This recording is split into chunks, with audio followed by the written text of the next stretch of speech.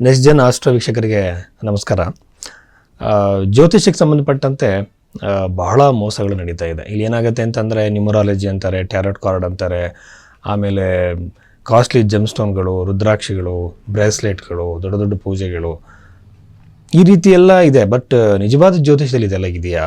ಜನಗಳು ಜ್ಯೋತಿಷದ ಬಗ್ಗೆ ನಂಬಿಕೆ ಕಡಿಮೆ ಮಾಡ್ಕೊಳ್ಳೋದಕ್ಕೆ ಕಾರಣವೇ ಒಂದು ಜ್ಯೋತಿಷರು ಹೇಳುವಂಥದ್ದು ನಿಜ ಆಗೋದಿಲ್ಲ ಯೂಶ್ವಲ್ ಆಗಿ.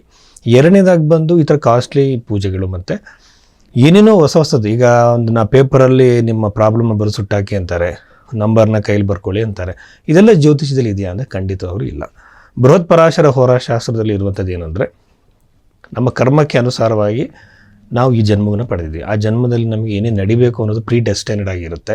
ಎಲ್ಲದನ್ನು ಬದಲಾವಣೆ ಮಾಡೋಕ್ಕೆ ಸಾಧ್ಯ ಇಲ್ಲ. ಪ್ರಾರಬ್ಧ ಕರ್ಮ, ಕ್ರಿಯಾಮಾನ ಕರ್ಮ, ಸಂಚಿತ ಕರ್ಮ, ಈ ಮೂರು ಕರ್ಮಗಳಲ್ಲಿ ಕ್ರಿಯಾಮಾನ ಕರ್ಮದಲ್ಲಿ ಮಾತ್ರ ಸ್ವಲ್ಪ ಕಂಟ್ರೋಲ್ ನಮಗಿರುತ್ತೆ. ಆದರೆ ಪರಾಶರ ಮಹರ್ಷಿ ಹೇಳುವ ಹಾಗೆ ಕೆಲವು ಬದಲಾವಣೆಗಳು ಅಂದರೆ ಮಂತ್ರ ಜಪಗಳು, ಆಮೇಲೆ ದಾನಗಳನ್ನು ಮಾಡೋದ್ರಿಂದ ಅದರ ಒಂದು ಪರಿಣಾಮ ಕಡಿಮೆ ಆಗುತ್ತೆ.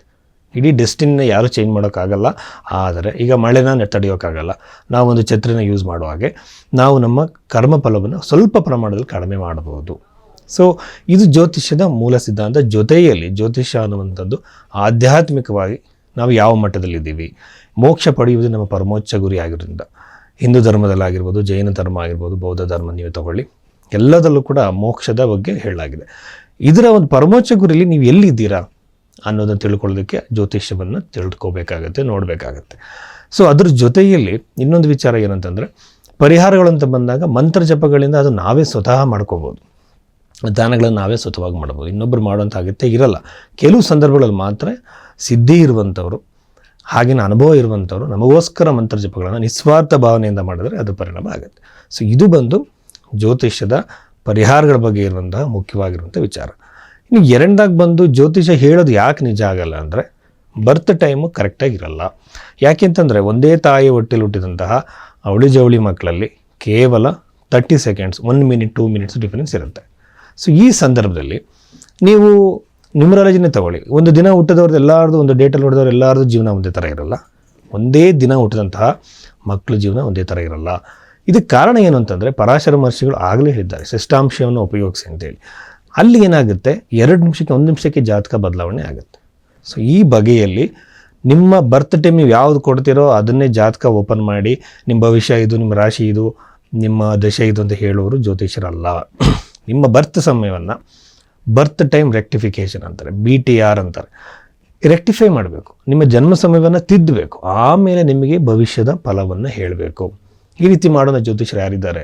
ನೀವು ನಿಜವಾದ ಜ್ಯೋತಿಷನ ಕಂಡುಹಿಡಬೇಕು ಅಂದರೆ, ನಿಮ್ಮ ಭವಿಷ್ಯದಲ್ಲಿ ಹೇಳೋದಕ್ಕಿಂತ ನಿಮ್ಮ ಭೂತಕಾಲದಲ್ಲಿ ನಡೆದಂತಹ ಘಟನೆಗಳು ಯಾವುದು 4 ಹೇಳೋದಕ್ಕೆ ಕೇಳಿ. ಅದು ಘಟನೆ ಅಂದರೆ ಸುಮ್ಮನೆ ನೀವು ತುಂಬ ಒಳ್ಳೆಯವರು, ನಿಮ್ಮ ಮನಸ್ಸಲ್ಲಿ ಕೆಟ್ಟದಿಲ್ಲ ಅಂತ ಈ ಥರ ಹೇಳುವಂತಹ ಜನರಲೈಸ್ಡ್ ಪ್ರೆಡಿಕ್ಷನ್ಸ್ ಅಲ್ಲ. ಘಟನೆ ಯಾವ ವರ್ಷದಲ್ಲಿ ಯಾವ ಥರ ಘಟನೆ ನಡೆದಿರೋ ಸಾಧ್ಯತೆ ಇದೆ, ನೇಚರ್ ಆಫ್ ದ ಇವೆಂಟ್ನ ಹೇಳಿದ್ರೆ ಆ ಜ್ಯೋತಿಷನ ಒಪ್ಕೊಳ್ಳಿ. ಸುಮ್ಮನೆ 4 ಪರಿಹಾರಗಳನ್ನು ಹೇಳೋದು, ದೇವಸ್ಥಾನಗಳಿಗೆ ಸುತ್ತಿ ಅಂತ ಹೇಳುವಂಥವ್ರು ಜ್ಯೋತಿಷರು ಅಲ್ಲ. ಘಟನೆಗಳನ್ನು ಸಮಯಕ್ಕೆ ಸರಿಯಾಗಿ, ಅಂದರೆ ಇವೆಂಟ್ ಅಂತ ಹೇಳ್ತಾರೆ, ಟೈಮಿಂಗ್ ಆಫ್ ಇವೆಂಟ್ ಅಂತೇಳಿ, ಆ ಇವೆಂಟ್ನ ಸರಿಯಾಗಿ ಇದೇ ಇಯರಲ್ಲಿ ಇದೇ ಮಂತಲ್ಲಿ ನಡೆದಿರೋ ಸಾಧ್ಯತೆ ಇದೆ ಅಂತ ಅವ್ರು ಹೇಳಬೇಕು. 3 ರಿಂದ 4 ಗಂಟೆ ಅವರು ನಿಜವಾದ ಜ್ಯೋತಿಷರು. ನಿಜವಾದ ಜ್ಯೋತಿಷರನ್ನು ಹೀಗೆ ಕಂಡುಹಿಡಿಯಿರಿ. ಹಾಗೆಯೇ ನಾವೊಂದು ಗ್ರಂಥದಲ್ಲಿ ಇಲ್ಲದೇ ಇರುವಂತಹ ಯಾವ್ಯಾವುದೋ ಪರಿಹಾರಗಳನ್ನು ಮಾಡೋದು ಬೇಡ. ಪರಾಶರ ಮಹರ್ಷಿಗಳಿರುವಂತಹ ಮಂತ್ರ ಜಪಗಳು ಹಾಗೆಯೇ ದಾನಗಳನ್ನು ಮಾತ್ರ ಮಾಡೋಣ. ಈ ರೀತಿಯಾಗಿ ವೈಜ್ಞಾನಿಕವಾಗಿ ನಿಮ್ಮ ಜಾತಕವನ್ನು ನೋಡೋದಕ್ಕಾಗಿ ನಿಮಗೆ ನನ್ನ ಕೆಳಗಡೆ ನಂಬರ್ ಕಾಣ್ತಾ ಇರುತ್ತೆ, ಆ ನಂಬರ್ಗೆ ನೀವು ಕರೆ ಮಾಡಿ ನನ್ನ ಹತ್ರ ನೀವು ಕನ್ಸಲ್ಟೇಷನ್ನ ತೊಗೊಳ್ಬೋದು. ಈಗ ನಾವು ರಾಶಿ ಫಲಗಳ ಬಗ್ಗೆ ಮಾತಾಡೋಣ. ಮಿಥುನ ರಾಶಿಯವರಿಗೆ ಅಕ್ಟೋಬರ್ ತಿಂಗಳಲ್ಲಿ ನಾವು ಹೇಳುವಂತಹ ಭವಿಷ್ಯದ ಬಗ್ಗೆ ಮಾತಾಡೋದಾದರೆ, ನಾನು ಯೂಶ್ವಲ್ ಆಗಿ ಈ ಫಲದೀಪಕದಲ್ಲಿರುವಂತಹ ಆ ಗ್ರಂಥದ ಅನುಸಾರವಾಗಿ ಅದರಲ್ಲಿರುವಂಥ ತತ್ವಗಳನ್ನು ರಾಶಿ ಭವಿಷ್ಯಕ್ಕೆ ಅನ್ವಯಿಸ್ತಿದ್ದೀನಿ. ಯಾಕೆಂತಂದರೆ ನಾವು ಮಾಸದ ಪ್ರಕಾರವಾಗಿ ನೋಡಬೇಕು. ಮಾಸಗಳಲ್ಲಿ ಏನು ನಡೆಯುತ್ತದೆ, ಈ ಅಶ್ವಿನ ಮಾಸದಲ್ಲಿ ಏನು ನಡೆಯುತ್ತದೆ ನಾವು ನೋಡಬೇಕಾಗುತ್ತೆ. ಆದರೆ ಏನು ಮಾಡ್ತೀವಿ, ನಾವು ಇಂಗ್ಲೀಷ್ ಕ್ಯಾಲೆಂಡರ್ನ ಉಪಯೋಗಿಸಬಾರ್ದು. ಅಷ್ಟಾಗಿ ಸಾಮಾನ್ಯ ಜನಕ್ಕೆ ಅದು ಗೊತ್ತಾಗಲಿ ಅಂತೇಳಿ ನಾವು ಅಕ್ಟೋಬರ್ ತಿಂಗಳಲ್ಲಿ ನಡೆಯುವಂಥ ಘಟನೆ ಬಗ್ಗೆ ಹೇಳೋದಾದರೆ ಏನಾಗುತ್ತೆ ಅಂತಂದರೆ, ಇಲ್ಲಿ ಜ್ಯೋತಿಷಕ್ಕೆ ಯಾವುದೇ ಒಂದು ರಿಸ್ಟ್ರಿಕ್ಷನ್ಸ್ ಇಲ್ಲದೆ ಇರೋದ್ರಿಂದ ಮನೆಗೂ ಬೀದಿಗೆ ಒಬ್ಬರು ಜ್ಯೋತಿಷರಿದ್ದಾರೆ. ಬಟ್ ಎಲ್ಲರೂ ಜ್ಯೋತಿಷ ಕಲಿಯೋಕ್ಕಾಗತ್ತೆ ಅಂದರೆ, ನಾವೊಂದು ಯೂಟ್ಯೂಬ್ ವೀಡಿಯೋಸ್ ನೋಡಿಕೊಂಡು ಅಥವಾ ಬುಕ್ಸ್ಗಳನ್ನ ನೋಡಿಕೊಂಡು ತಿಳ್ಕೊಬೋದು. ಬಟ್ ಅದಕ್ಕೊಬ್ಬರು ಸರಿಯಾಗಿರೋಂಥ ಗೈಡೆನ್ಸ್ ಬೇಕು. ಏನಾಗ್ತೀವಿ ಅಂತಂದರೆ ರಾಶಿ ಜ್ಯೋತಿಷದ ಗ್ರಂಥಗಳಲ್ಲಿ ನಾವು ಕಳೆದೋಗ್ಬಿಡ್ತೀವಿ. ಪ್ರಿಡಿಕ್ಷನ್ ಆಗುವಂಥ ಪ್ರಿನ್ಸಿಪಲ್ಸ್ ಯಾವುದು ಅಂತ ನಮಗೆ ಗೊತ್ತಾಗಲ್ಲ. ಹಂಗೆ ಕೆಲವ್ರು ಏನು ಮಾಡ್ತಾರೆ, ಯಾವುದಕ್ಕೂ ಹೇಳ್ತಾರೆ. ಈಗ ನೀವು ಶನಿಗೆ ಕಪ್ಪು ಬಟ್ಟೆ ಹಾಕೊಂಡು ಓಡಾಡಿ ಅಂತಾರೆ, ಶುಕ್ರನಿಗೆ ಬಿಳಿ ಬಟ್ಟೆ ಹಾಕೊಂಡು ಓಡಾಡಿ ಅಂತಾರೆ. ಈ ಥರ ಯಾವುದು ಪರಿಹಾರಗಳು ಗ್ರಂಥಗಳಲ್ಲೇ ಇರಲ್ಲ, ಅದನ್ನೆಲ್ಲ ಹೇಳ್ತಾರೆ. ಅವ್ರನ್ನ ನಂಬಕ್ಕೆ ಹೋಗಬೇಡಿ. ಈಗ ಮಿಥುನ ರಾಶಿಯವರಿಗೆ ವಿವಾಹದ ಯೋಗ ಖಂಡಿತವಾಗಲೂ ಇದೆ. 100% ಇವರಲ್ಲಿ ವಿವಾಹ ಡಿಲೇ ಆಗ್ತಿದ್ರೆ, ಮ್ಯಾರಿಟಲ್ ಲೈಫಲ್ಲಿ ಪ್ರಾಬ್ಲಮ್ಸ್ ಇದ್ದರೆ, ಟೆನ್ಷನ್ಗಳಿದ್ದರೆ, ಇವೆಲ್ಲದೂ ಕೂಡ ಇವರಿಗೆ ಸಾಲ್ವ್ ಆಗಿ ವಿವಾಹ ಪ್ರಾಪ್ತಿ ಆಗುವಂಥ, ಗಂಡು ಹೆಣ್ಣು ಒಂದು ಭೇದ ಭಾವ ಇಲ್ಲ, ಎಲ್ಲರಿಗೂ ವಿವಾಹದ ಯೋಗ ಸಮವಾಗಿ ಇದೆ. ಯಾಕೆಂದರೆ ಗುರುಗ್ರಹ ಬಹಳ ಶುಭಗ್ರಹ. ಆ ಶುಭಗ್ರಹ ಸಪ್ತಮ ಭಾವವನ್ನು ನೋಡ್ತಿರೋದು. ಅದ್ರ ಜೊತೆಯಲ್ಲಿ ಸಪ್ತಮಾಧಿಪತಿ ಆಗಿರುವಂತಹ ಗುರುಗ್ರಹವೇ ರಾಶಿಯಲ್ಲಿರೋದು ಭಾಳ ಒಳ್ಳೆಯದು. ಇದು ಒಂದು ಶುಭ ಸೂಚನೆ. ಮ್ಯಾರಿಟಲ್ ಲೈಫಲ್ಲಿ ಡಿಸ್ಕಾರ್ಡ್ಸು, ಮ್ಯಾರಿಟಲ್ ಲೈಫಲ್ಲಿ ಇಶ್ಯೂಸು, ಡೈವರ್ಸ್ಗೆ ಹೋಗುವಂತಹ ಸಾಧ್ಯತೆ ಏನಾದರೂ ಇದೆ, ಅದು ಕೂಡ ಸಾಲ್ವ್ ಆಗ್ಬೋದು. ಇದು ಒಂದಾದರೆ ಅಲ್ಲಿಂದ ನವಮ ಭಾವವನ್ನು ಗುರು ವೀಕ್ಷಣೆ ಮಾಡೋದ್ರಿಂದ, ಅಲ್ಲಿಂದ ಪಂಚಮ ಭಾವವನ್ನು ಗುರುಗ್ರಹ ವೀಕ್ಷಣೆ ಮಾಡೋದ್ರಿಂದ 2 ಪ್ರಿಡಿಕ್ಷನ್ಸ್ ನಾವು ನೋಡ್ಬೋದು. ಒಂದು ಸಂತಾನಕ್ಕಾಗಿ ಪ್ರಯತ್ನ ಪಡ್ತಿರೋ ದಂಪತಿಗಳಿಗೆ ಶುಭ ಸೂಚನೆ, ಒಳ್ಳೆಯದಾಗುವ ಸಾಧ್ಯತೆ, ಮೆಡಿಕಲ್ ಹೆಲ್ಪ್ ತಗೊಳ್ತಿದ್ದಂಥವ್ರಿಗೂ ಸಹಾಯವಾಗುವ ಸಾಧ್ಯತೆ. ನವಮ ಭಾವ ವೀಕ್ಷಣೆ ಮಾಡೋದ್ರಿಂದ ಒಂದು ಆಧ್ಯಾತ್ಮಿಕವಾಗಿ ಕೆಲವು ಒಳಹುಗಳು ನಮಗೆ ತಿಳಿಬೋದು. ಅಧ್ಯಾತ್ಮ ಅನ್ನೋದನ್ನು ಏನಾಗ್ಬಿಟ್ಟಿದೆ ಅಂದರೆ ಬಿಸ್ನೆಸ್ ಆಗೋಗಿದೆ.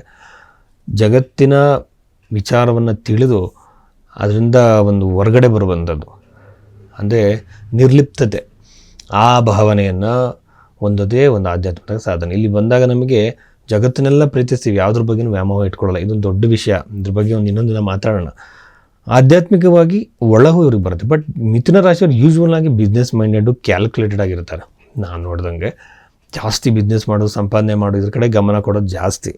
ಇಂಥ ಸಂದರ್ಭದಲ್ಲಿ ನಾನು ಹೇಳೋದೇನೆಂದರೆ ಇವ್ರಿಗೊಂದು ಆಧ್ಯಾತ್ಮಿಕ ಒಳಗು ಬಿಡ್ಬೋದು. ಆಮೇಲೆ ಬಿಸ್ನೆಸ್ ಮಾಡ್ತಿರೋರಿಗೆ, ಹೊಸದಾಗಿ ಇನ್ವೆಸ್ಟ್ಮೆಂಟ್ ಮಾಡ್ತಿರೋರಿಗೆ, ವಿದೇಶಗಳಿಗೆ ಪ್ರಯತ್ನ ಮಾಡ್ತಿರೋರಿಗೆ, ಹೊಸದಾಗಿ ಇಂಟರ್ವ್ಯೂಗಳನ್ನ ಕೊಟ್ಟಿರೋರಿಗೆ ಎಲ್ಲರಿಗೂ ಕೂಡ ಅನುಕೂಲ ಆಗೋ ಸಾಧ್ಯತೆ. 11ನೇ ಮನೆ ಅಧಿಪತಿ, ಲಾಭಾಧಿಪತಿ ಪಂಚಮ ಭಾವದಲ್ಲಿ ಒಂದು ಬಹಳ ಒಂದು ಲಕ್ಕಿ ಅಂತ ಹೇಳ್ಬೋದು. 3ನೇ ಮನೆಯಲ್ಲಿ ಕೇತು ಇರುವಂಥದ್ದು ಬಂದು ಅಣ್ಣ ತಮ್ಮಂದ್ರ ಜೊತೆ ಅಷ್ಟು ಒಳ್ಳೆಯದಲ್ಲ. ಯೂಶ್ವಲ್ ಆಗಿ ಇದು ಏನಾಗುತ್ತೆ ಅಂತಂದರೆ, ಈ ರಾಶಿ ಫಲ ಅನ್ನೋದು ಒಂದು ಇಂಡಿಕೇಶನ್ಸ್ ಅಷ್ಟೇ, ಜನರಲೈಸ್ಡ್ ಇಂಡಿಕೇಶನ್ಸ್. ಬಟ್ ನಾವು ಈಗ ಫಾರ್ ಎಕ್ಸಾಂಪಲು, ಈಗ ಡೈವೋರ್ಸ್ ಇದೆ ಅಂತ ನಾವು ಹೇಳ್ತೀವಿ ಅಂದ್ಕೊಳ್ಳಿ. ಡೈವೋರ್ಸ್ ಇದೆ ಅಂತೇಳಿ ರಾಶಿಯಿಂದ ಗೊತ್ತಾಗಲ್ಲ. ರಾಶಿಯಿಂದ ನೋಡಿದ್ವಿ, ಲಗ್ನದಿಂದ ನೋಡಬೇಕು, ಪಾದ ಲಗ್ನದಿಂದ ನೋಡಬೇಕು, ಉಪಪಾದ ಲಗ್ನದಿಂದ ನೋಡಬೇಕು, ಅಷ್ಟಕ ವರ್ಗದಲ್ಲಿ ನೋಡಬೇಕು, ನವಾಂಶದಲ್ಲಿ ನೋಡಬೇಕು, ದಶೆಯಲ್ಲಿ ನೋಡಬೇಕು. ಅದಾದ ಮೇಲೆ ಬೇರೆ ಬೇರೆ ಕಂಡೀಷನಲ್ ದಶೆಗಳನ್ನು ಉಪಯೋಗಿಸ್ಬೇಕು. ಇದರಲ್ಲಿ ನಿಮಗೆ ಯೋಗಿನಿ ದಶೆ ಇದೆ. ಅದಾದಮೇಲೆ ತುಂಬ ಜನ ವಿಂಶೋತ್ತರಿ ದಶೆನೇ ಒಂದೇ ಇರೋದು ಅಂದ್ಕೊಂಡಿದ್ದಾರೆ. ಅದಾದಮೇಲೆ ಜಮಿನಿ ಚರ ದಶೆ ಇದೆ, ಮಂಡುಕ ದಶೆ ಇದೆ. ಇದನ್ನೆಲ್ಲ ಉಪಯೋಗಿಸಿ ಒಂದು ಪರ್ಟಿಕ್ಯುಲರ್ ಕನ್ಕ್ಲೂಷನ್ಗೆ ನಾವು ಬರಬೇಕು ಅಂತಂದರೆ ಹಾರೋಸ್ಕೋಪ್ನ ಚೆನ್ನಾಗಿ ಅಬ್ಸರ್ವ್ ಮಾಡಬೇಕು. ಅದರದ್ದೇ ಆಗಿರೋ ಟೈಮ್ ಹಿಡಿಯುತ್ತೆ. ಇದರ ಜೊತೆಯಲ್ಲಿ ಜಾತಕದಲ್ಲಿ ನಮಗೆ ಸ್ಯಾಟಿಸ್ಫೈ ಆಗಿಲ್ಲ ಅಂದರೆ ಹಸ್ತವನ್ನು ನೋಡಿ ಅಲ್ಲಿರುವಂಥ ರೇಖೆಗಳನ್ನು ಕೂಡ ನಾವು ನೋಡಬೇಕಾಗತ್ತೆ. ಎಲ್ಲ ನೋಡಿ ಒಂದು ಕನ್ಕ್ಲೂಷನ್ಗೆ ಬರಬೇಕು. ಸೊ ಇದಕ್ಕೆ ಟೈಮ್ ಹಿಡಿಯುತ್ತೆ. ಆ ರೀತಿ ಕನ್ಸಲ್ಟೇಷನ್ ನೀವು ಬೇಕಾಗಿದ್ದರೆ ನೀವು ಅಲ್ಲಿರುವಂಥ ಸಂಖ್ಯೆ ಕರೆ ಮಾಡಿ, ಮತ್ತು ಕನ್ಸಲ್ಟೇಷನ್ ತೊಗೊಳ್ಳಿ. ಜಾತಕವನ್ನು ತುಂಬ ವಿಶ್ಲೇಷಣೆ ಮಾಡಿ ನಾನು ನಿಮಗೆ ಪ್ರೆಡಿಕ್ಷನ್ಸ್ನ ಕೊಡ್ತೀನಿ. ನಮಸ್ಕಾರ.